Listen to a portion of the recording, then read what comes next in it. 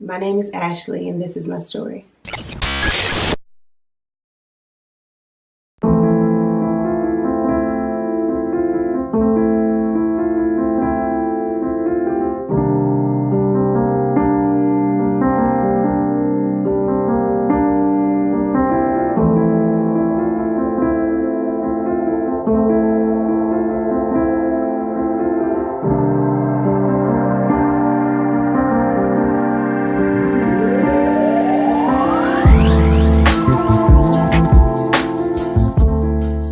I was born in the Bronx, New York, and I was raised in PG County, Maryland.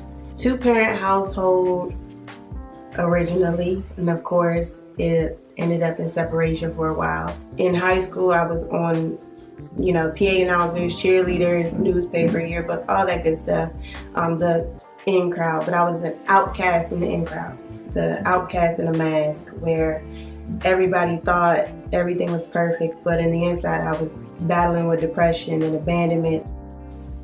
I just was always the odd one. Like, I never really felt like I belonged in those circumstances or situations. And there was always, if we were at parties or smoking or drinking, I always felt like something was wrong. But I did it anyways because I didn't want to be alone.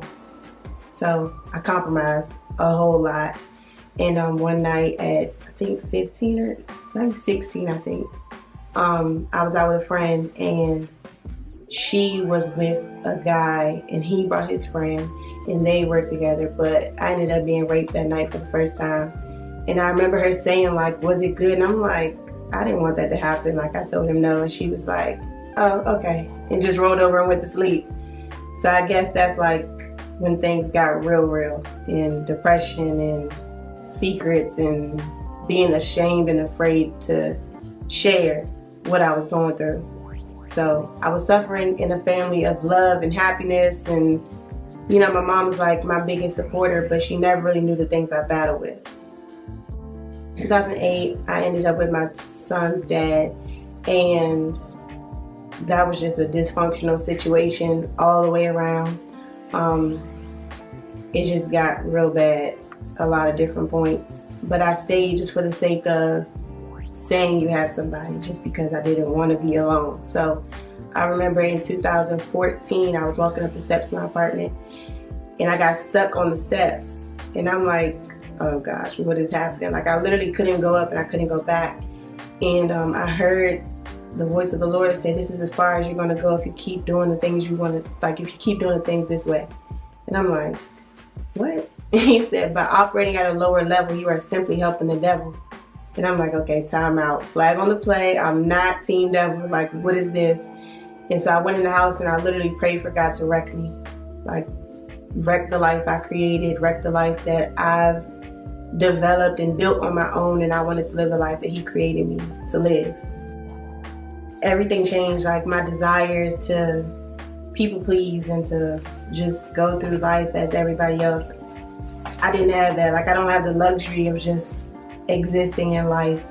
And I realized I was the one in my family to stop the generational curses, to actually do something about it. So I understood a little bit more why I had to endure and overcome the things that I did. And part of it was because nobody else took initiative or wanted to do it. I had a friend, and she was like, she believed in the Bible but wasn't sure. No, she believed in higher power but wasn't sure about the Bible because people wrote it. In my mind, I was thinking, like, I got something for her. So I went home and I literally prayed, and I just said, God, show me. Like, show me how you use people to write the Bible so I can tell her the truth. Like, I was adamant that God's going to show out, and I'm going to be able to tell this girl the truth, and there's nothing that she can do with it because it's the truth.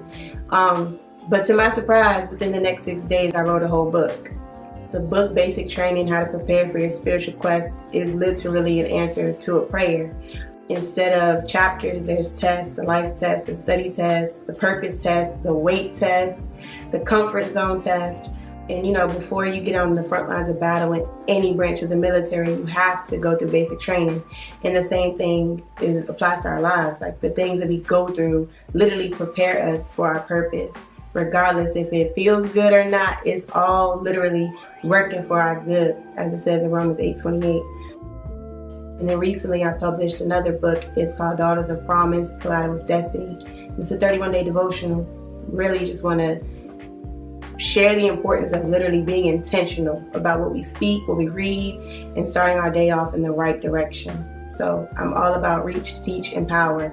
And I know that's why God has me here, to help others not be condemned by their life, but actually use their past to propel them into purpose.